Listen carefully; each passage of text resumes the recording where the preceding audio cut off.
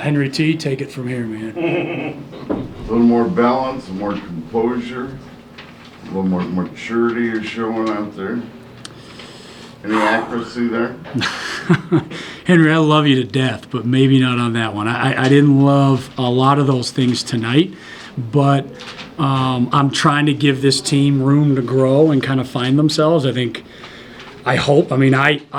we see it internally, the ceiling that this team has, the talent that it has, and we're trying to still kind of find our way a little bit. It doesn't look smooth. There's some rough patches here and there, but I do like the fact that, like, Green Bay's, I think, a very good basketball team. 8 juniors and seniors do a lot of really good things out there. Won 20-plus games last year.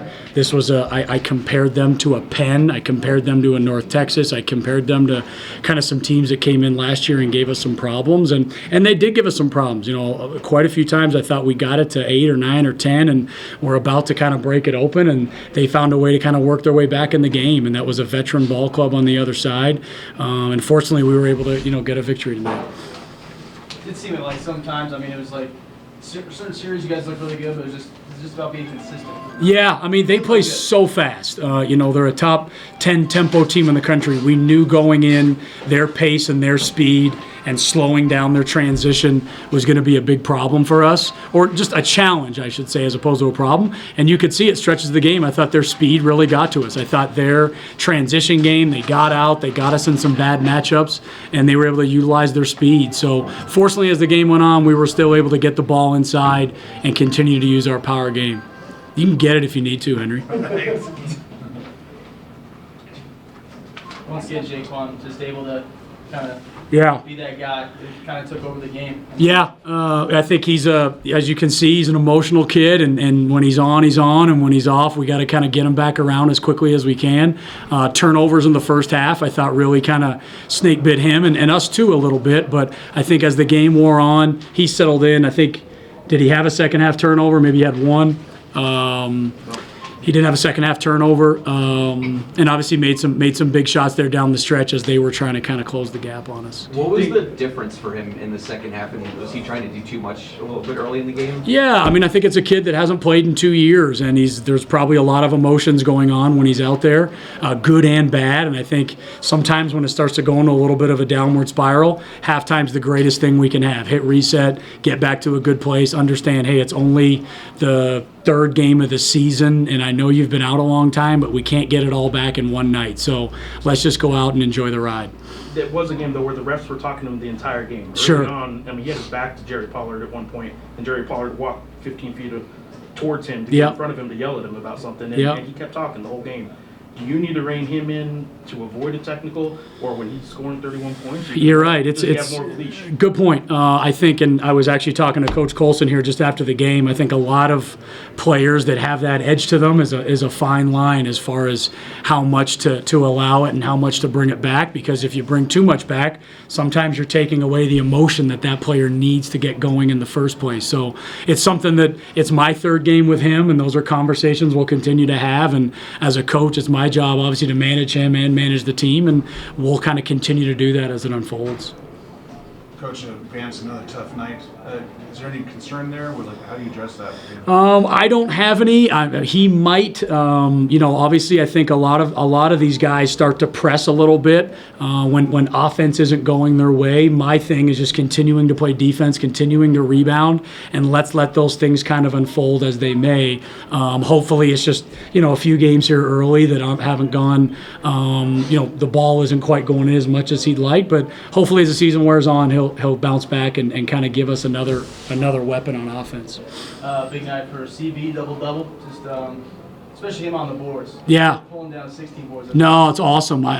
We were texting, I don't know, I think after the first game or after the second game, and I was trying to get him to keep his head up, and he was frustrated that the rebounds weren't coming, and that was the goal going into the season for me and him. Like, hey man, let's try and go lead the country in rebounding. That's a great stat that he can do, and I think the number he got tonight is a number that he wants and we want every single night, and he's very capable.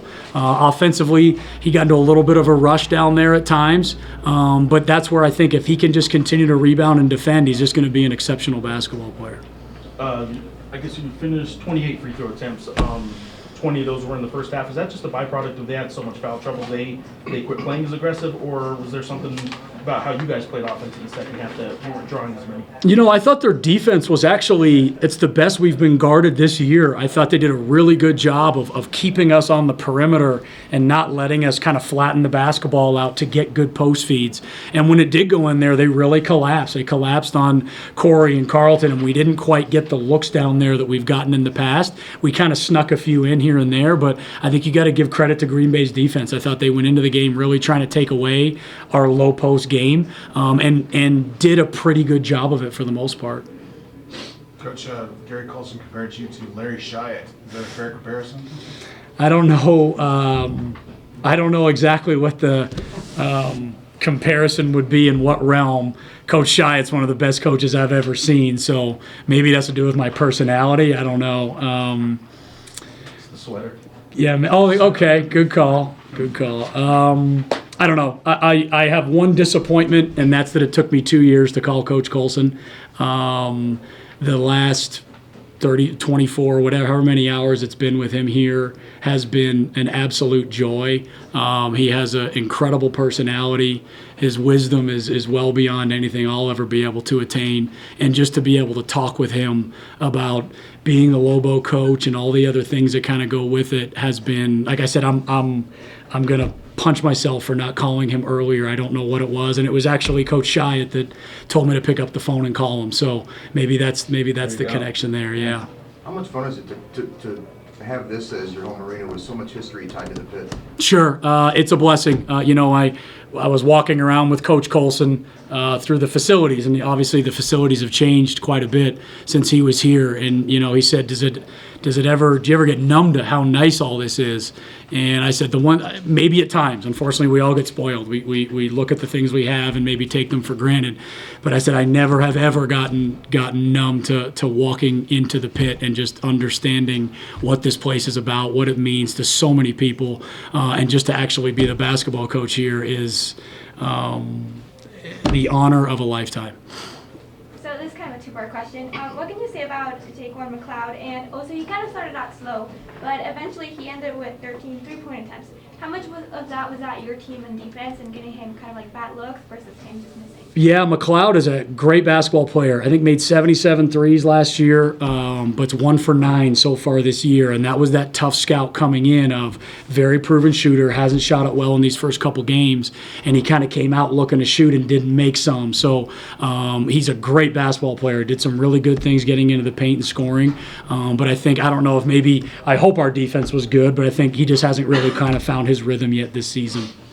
Did you get an explanation on Zane and Jaquan's little sidestep traveling calls? Those are like, gosh, it's a point of emphasis this year. I've watched the film with both. We've talked about it with the officials at the scrimmage. I think we've been called on it once this year. It's a quick decision on where their feet are at. And those officials are the officials, so they're probably right. Unfortunately, it didn't look very good tonight. We've taken them in the past. They haven't been as called. I think it's some of those judgment calls that we're going to have to err on the side of caution more going forward, as opposed to continuing to say whether we thought we were right or wrong on that. Are we going to talk to him before the next game? Probably not. So obviously probably just going to start looking at Saturday's game tomorrow, but just an early kind of preview. And what do you want to change or keep doing? Yeah, I just told the guys chronologically, it'll be kind of our quickest turnaround because it is an afternoon game, so we've got to get ready for that in a little bit shorter prep time than we've had. The goal was to kind of knock out these 4, and we're looking at the 4th one now. So we got to come out, we got to take care of business, we got to continue to grow and develop. It hasn't been the smoothest ride to here, but like I said, I'm just so excited about what this team can do. We've just got to keep inching there, and I wish growth was always just kind of incremental and progressive in a consistent way, but sometimes it just kind of comes in ebbs and flows, and hopefully we'll kind of find another one here at some point. I just want to ask one more about tonight's game and watch 6 for 7. I mean, we kind of ask you this after every game. He seems to have a quiet 16 tonight, and just a real efficient 16. Did you even call a play for him tonight? No, he's incredible. I think I said a while ago, we texted I sent him an article on Jason Tatum that was on ESPN about a month ago about how he had a rough sophomore year and he was really bouncing back. And, you know, I don't know. I say that because I think he and I both agreed, like, let's just put last year behind us. Let's go have the greatest year we can. And quite honestly, he's probably been our MVP. You know, he's probably the guy that gets the least recognition from all these other guys that have all this notoriety around their names. His defense, his rebounding, his running in transition, his ability to make open shots again. It's he's our most valuable player when it really comes down to it right now. Coach, real quick, what has to be improved?